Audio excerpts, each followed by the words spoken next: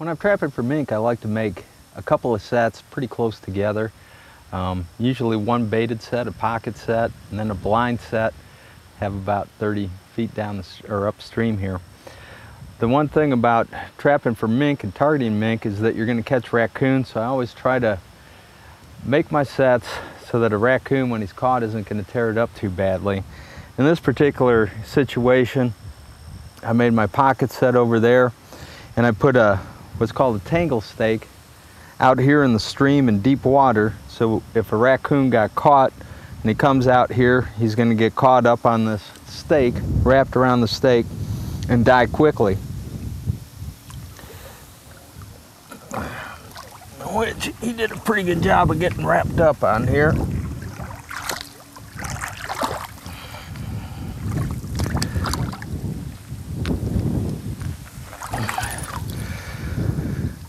We're using a number 11 double long spring.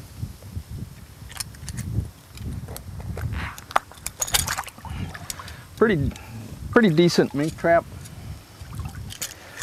Some people prefer a number 1.5 coil spring, which can be used in a little bit tighter spots.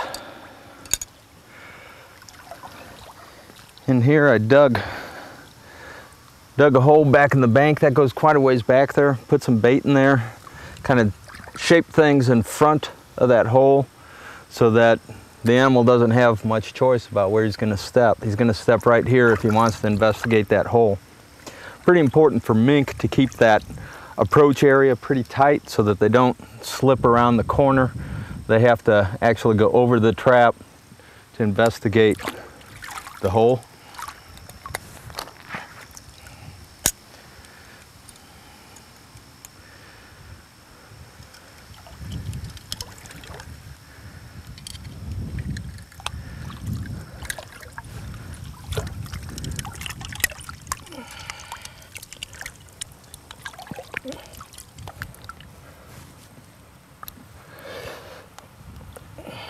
Kind of scooch it into the mud to bed it so that the trap doesn't rock. Make sure your loose jaw is sitting level, and that's ready for the next animal.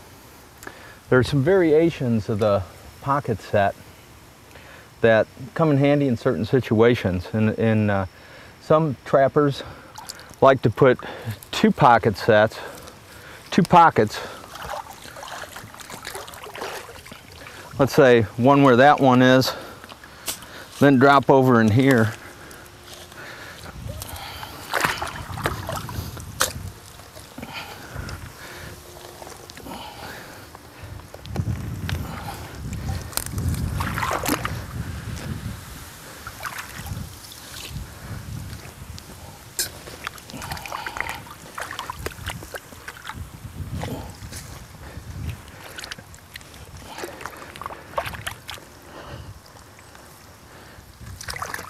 Make a second one.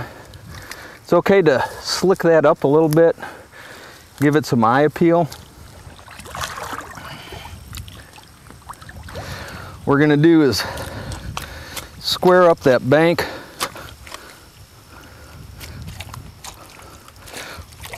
which again controls the animal's approach. In this case,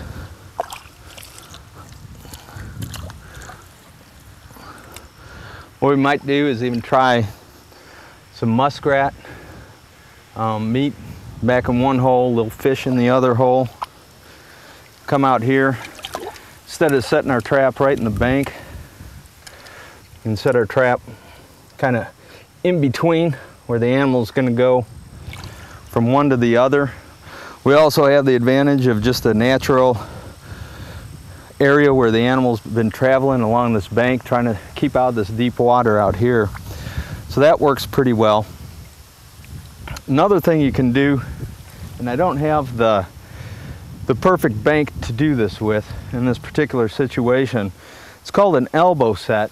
And what you're doing is you're coming in, especially in a spot where mink might be traveling along the water's edge, or they might be traveling up the bank a little bit. You can make an elbow set, looks like that, we're gonna do is come in here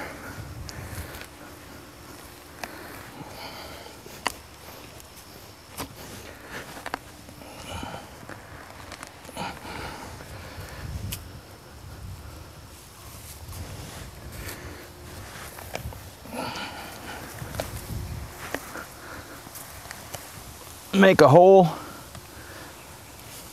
that joins this one so that an animal traveling along the bank up here, particularly a mink,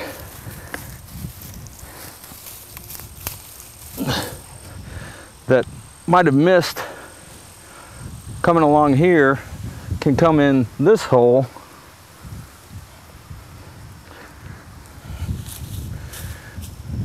and come out here.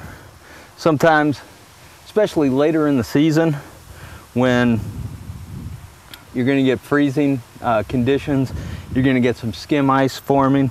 You probably want to keep your water level a little bit higher on these, and the warmth of the soil and the sun, especially in this position, the sun beating on the soil, is going to help to keep this unfrozen and free of ice.